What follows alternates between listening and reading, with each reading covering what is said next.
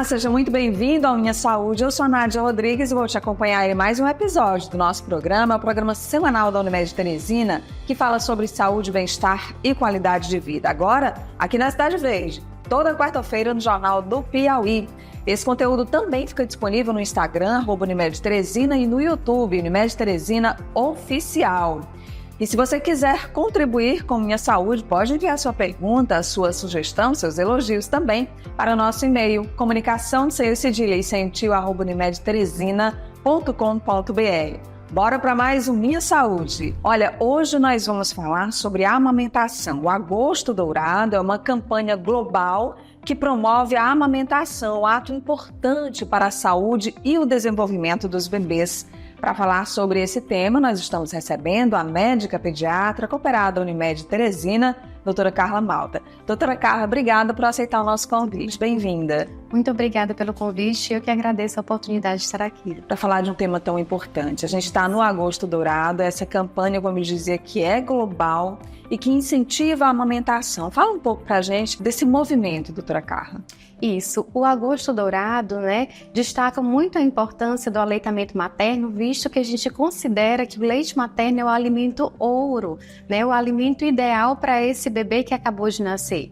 Ele é um alimento completo que vai suprir todas as necessidades, inclusive na nossa terrinha quente, a quantidade de água consegue fazer também essa hidratação, então até 6 meses de vida para ser de forma exclusiva. Muitas mães podem ter essa dificuldade no início, ainda na gravidez, de imaginar que podem não conseguir amamentar. Como é que elas podem ser estimuladas, doutora? Durante a gravidez, tanto com o próprio obstetra, mas também na consulta de pré-natal com o pediatra, ela pode fazer toda uma orientação em relação a todo esse processo. É muito bonito o ato de amamentar, mas a gente também que já passou pelo processo de aleitamento materno, de amamentação para os nossos filhos, a gente sabe que o início às vezes tem uma certa dificuldade. É um bebê novo que acabou de nascer, um serzinho que eles estão se conhecendo, o binômio mãe-bebê e a família como um todo. Então toda a rede de apoio é muito importante para que esse bebê seja realmente acolhido e principalmente essa mãe nesse pós-parto. E a senhora fala sobre essa qualidade do leite materno, que é um alimento padrão ouro, por isso essa importância tão grande da gente incentivar a amamentação. O que tem nesse alimento tão perfeito que pode dar ao bebê e à mãe também condições de saúde ideais? Quando a gente fala em relação à mãe, por exemplo, ele ajuda o aleitamento materno a mãe a reduzir um peso um pouco mais rápido, a reduzir alguns tipos de câncer, tem uma redução de tendência à anemia, diabetes e todo um processo em relação à importância para essa mãe. Além desse vínculo criado com esse bebê. Para o bebê, ele consegue reduzir em torno de uns 13% a 15% das doenças preveníveis, de forma a se evitar as doenças diarreicas, mas também previne o sobrepeso, o excesso de peso de uma maneira geral, inclusive a obesidade desse bebê depois, mas doenças respiratórias, doenças diarreicas, esse bebê que acabou de nascer, visando todo esse processo no decorrer da vida, das doenças crônicas não degenerativas que a gente pensa também. A orientação é que as mães consigam amamentar exclusivamente, quer dizer, o leite materno seja a única alimentação dos bebês pelo menos por 6 meses. Exatamente. Quando eu considero um bebê que nasceu no tempo certo, que a gente diz a termo, que não foi um prematuro, ele estará apto a receber outros alimentos a partir de 6 meses. Por que 6 meses? Porque a partir de 6 meses fica uma lacuna em relação à necessidade de calorias em relação ao que o bebê precisa e que o leite materno consegue promover a partir de então. Mas se a gente for imaginar, aquela mãe que está amamentando seu bebê um pouquinho mais na frente, com um ano e pouco, e a gente fala assim, esse leite não serve mais, não tem nada. Tem sim. No 2º ano de vida, esse leite materno, ele tem em torno de uns 1/3 do que a criança precisa relacionado às calorias. Então, por isso que o leite materno, ele pode ser ofertado e deve ser para a criança de 6 meses exclusivo e depois a gente pode continuar amamentando até 2 anos ou mais. Aí vai dependendo realmente dessa questão do vínculo mãe-bebê e da vontade de cada um.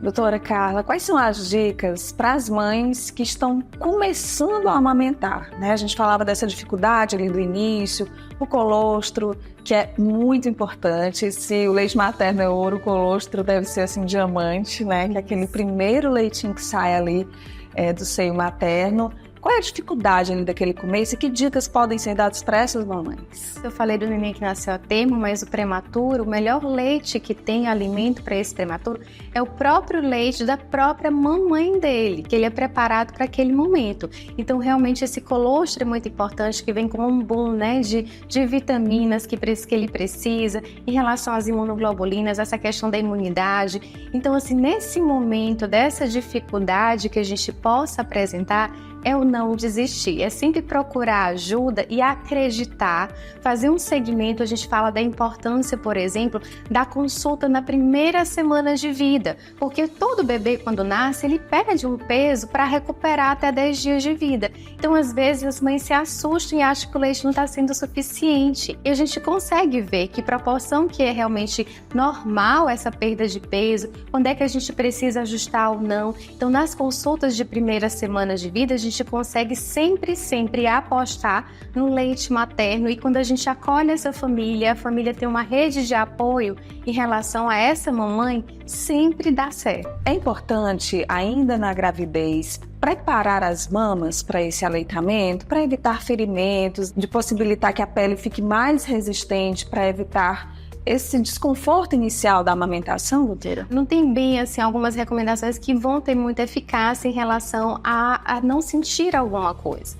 Nesse início, às vezes tem um certo desconforto, porque o mamilo materno realmente não está acostumado a essa questão desse contato, ser sugado o tempo todo. Mas tudo isso passa, né? Então, quando o neném está fazendo a pega correta, isso aí vai passar. Se existir um desconforto inicial, depois disso passa. É bem transitório, né? É transitório, sim. O prazer é muito maior. É muito maior, né? A senhora falava da pega, né? Então eu queria que a senhora explicasse para a nossa audiência o que é a pega e como acontece essa pega correta. Como é que as mães podem ser orientadas para isso? Isso. O importante é que a gente tem, né, essa areola, que é essa parte maior da mama, né? E tem aquele mamilo, que é só aquele biquinho. Então, o bebê, ele precisa abocanhar essa areola de forma que ele faça esse movimento, e sempre assim, é questão de você posicionar seu bebê no seu colo. Então, assim, a gente costuma dizer assim, é aquela questão de barriga com barriga, bebê voltado para a mãe não precisa se curvar, ela coloca um apoio nas costas,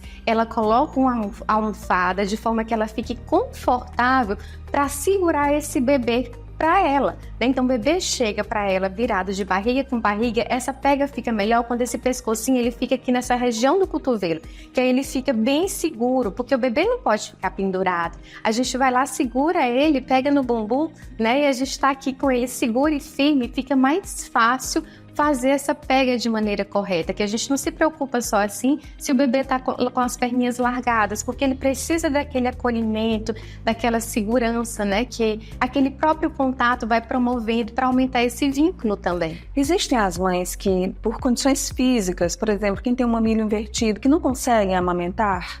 Pois é, o mamilo invertido nem tanto quando você consegue fazer uma pega, porque a pega não fica no mamilo.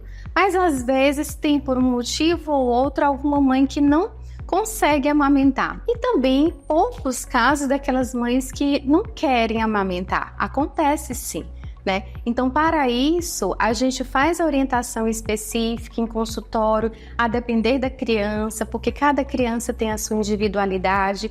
E aí a gente realmente reforça, né, em relação ao uso das fórmulas infantis até 1 ano de vida. E aí a gente pode conversar com o pediatra para ver o que se enquadra melhor para essa criança. E uma coisa que eu sempre gosto de abordar nas consultas, né, porque além de pediatra, eu sou nutróloga, né, pediatra também, é a questão de como está essa alimentação dessa mãe. Porque antigamente a gente pensava que o leite materno ele era igual para qualquer mãe. Hoje a gente sabe que a mãe precisa estar suplementada, a gente fala da importância do ômega, da importância de algumas vitaminas, por exemplo, a vitamina A, o teor de vitamina A que tem no leite materno, ele depende da alimentação materna. Então, por isso a mãe deve ser alimentada, né, e orientada de maneira adequada para a gente poder enriquecer mais ainda esse leite materno, porque a gente não pensa só no crescimento, a gente também se preocupa com o desenvolvimento dessa criança, né? Como é que essa criança vai melhorar cada vez mais seu cognitivo, sua parte motora e assim por diante. A senhora falava dos hábitos alimentares. Que outros hábitos, inclusive alimentos, podem ser prejudiciais ou podem não colaborar tanto com a efetividade do aleitamento materno? Pois a gente sabe, por exemplo, que bebida alcoólica de forma alguma, né?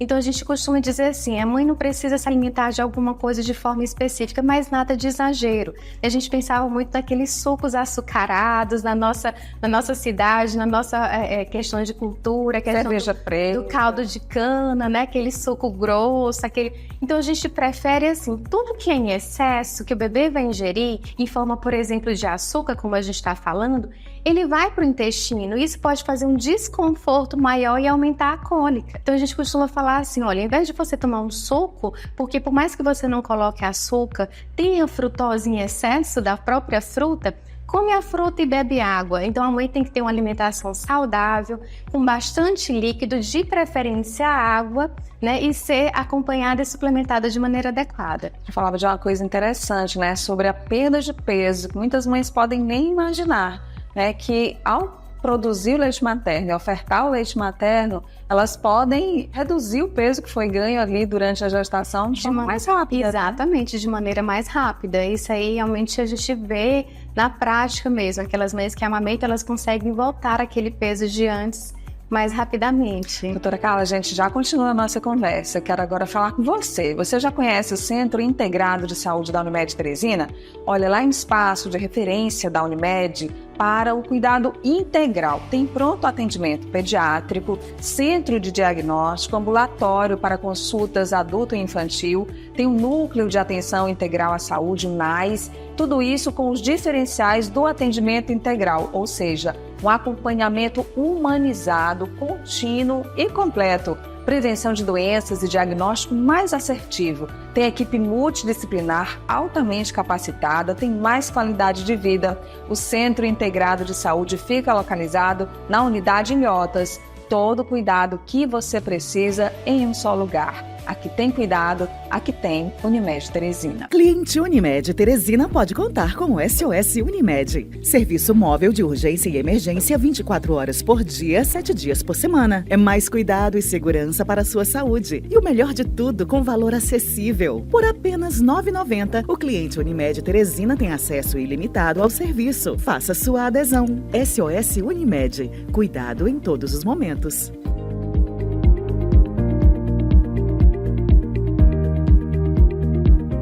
É importante falar também sobre a praticidade da amamentação, né? Imagina você amamentar o seu filho, sair sem levar tantas mamadeiras, sem estar preocupado em preparar um alimento para ser transportado. É muito prático, além desse contato físico, visual que a mãe e o bebê têm. Exatamente, ele já está pronto, né? O bebê já está com o seu restaurante ali, né? Então, assim, é muito prático.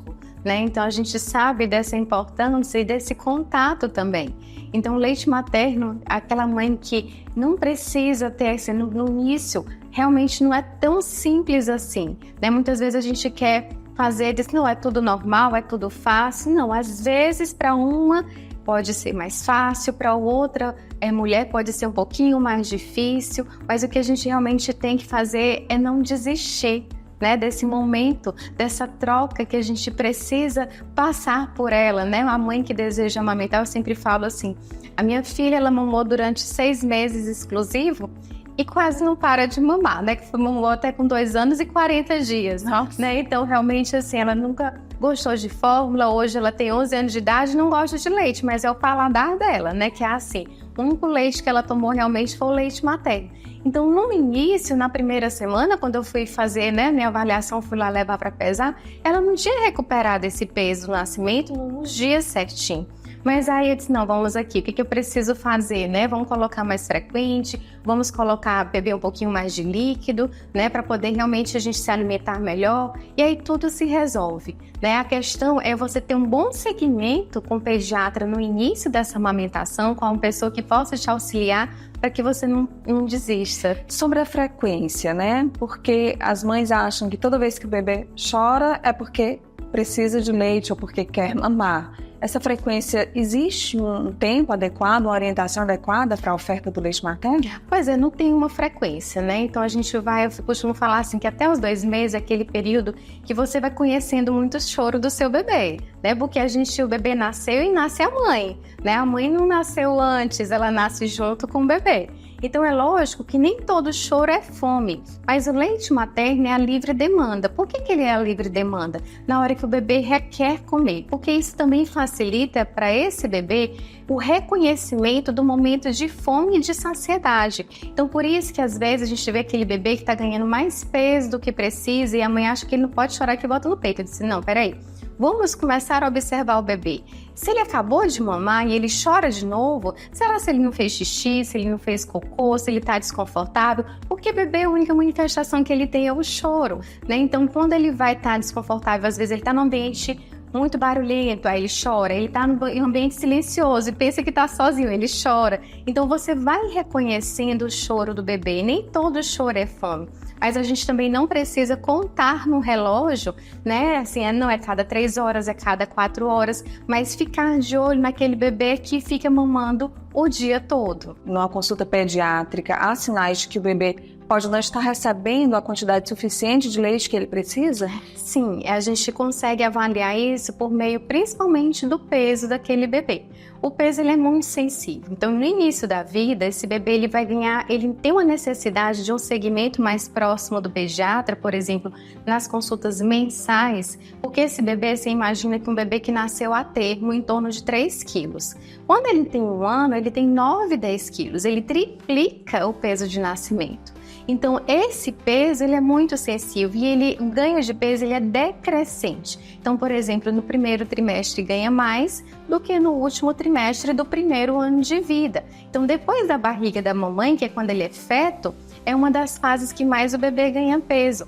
Então, por meio do peso, a gente consegue sim avaliar como é que está essa alimentação desse bebê.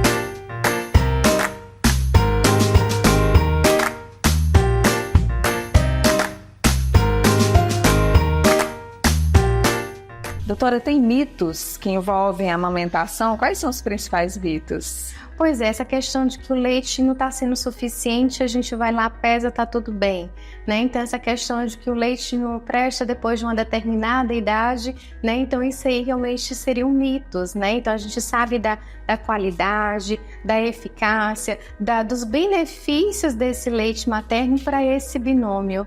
A gente sabe também que muitas mães não vão conseguir amamentar exclusivamente até os 6 meses de vida, porque precisam voltar ao trabalho, tem outras condições que podem impedir. Como é que pode ser feita essa transição para a inserção dos alimentos, até mesmo da mamadeira, se for o caso? A gente sempre preconiza na nutrologia em relação à introdução da alimentação com 6 meses de vida, né, para esse bebê que nasceu a termo, e aquele bebê que nasceu prematuro de 4 a 6 meses de idade corrigida em relação ao nascimento dele.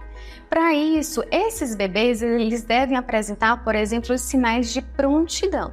Então, quando você faz isso, você tem realmente uma noção para receber. Então, se essa mãe, por exemplo, ela volta a trabalhar quando esse bebê tem uns 4 meses de vida, e aí não chegou nos 6, não tem os sinais de prontidão, ela tem opção. Então, às vezes, essa mãe ela trabalha um turno apenas, Ela consegue, sim, ordenhar aquele leite, porque se ela trabalha um turno, geralmente é 1 ou 2 mamadas no máximo. Então, ela amamenta antes de ir para o trabalho, aí, ordenha, guarda em geladeira, que conserva até 12 horas, esquenta em banho-maria, e no congelador até 15 dias, descongelando dentro da geladeira e também esquentando em banho-maria. Nessa impossibilidade, aquela mãe que não consegue ordenhar, que passa mais dias fora porque dá um plantão ou não consegue realmente fazer o leite materno, aí a gente orienta complementar com a fórmula infantil. Mas a gente preconiza a introdução no momento oportuno, porque aí a gente também já pensa em muitas outras coisas, nos sinais de prontidão, nessa preparação do organismo para receber novos alimentos, porque quando o organismo vai melhorando, o bebê vai aumentando, por exemplo, as enzimas, vai salivando mais, vai ficando mais sentadinho, no momento certo para receber as frutinhas e todos os grupos alimentares. Conversa boa, viu? Que a gente teve aqui com a doutora Carla Malta, médica pediatra, operada no Unimed Teresina. Muito obrigada, doutora. Eu que agradeço a oportunidade. E vamos aproveitar esse agosto dourado para incentivar o aleitamento materno, a amamentação. É isso, gente. Obrigada pela companhia aqui no nosso canal do YouTube. Tá muito cheio de conteúdos aqui importantes, variados, sobre saúde e bem-estar e qualidade de vida, tá bom? No próximo episódio, a gente se encontra com mais um tema importante para você. Até lá. Tchau!